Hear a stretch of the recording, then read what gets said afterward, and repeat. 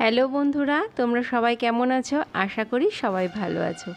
আমার আর একটা ভিডিওতে তোমাদের সবাইকে স্বাগতম। যখন বিয়ে হয়েছিল তখন চোখে রঙিন একটা চশমা পরে বিয়ের পিঁড়িতে বসেছিলাম। ভেবেছিলাম বিয়ে মানে কতই না কত কিছু হবে, কত আনন্দ, কত মজা। কিন্তু বিয়ের বেশ কিছুদিন বাদেই চোখ থেকে চশমাটা খুলে গেল, আর আমার স্বপ্নটা ভেঙে আমি বাস্তব মাটিতে এসে পৌঁছালাম। পরে বুঝতে পারলাম বিয়ে মানে আসলে অনেক দায় দায়িত্ব, অনেক কর্তব্য, এই সমস্ত নিয়েই বিয়েটা। যে যত সুন্দর করে এই দায় দায়িত্ব কর্তব্য পালন করবে তার সংসারটা ততটাই সুখী, ততটাই খুশি সে।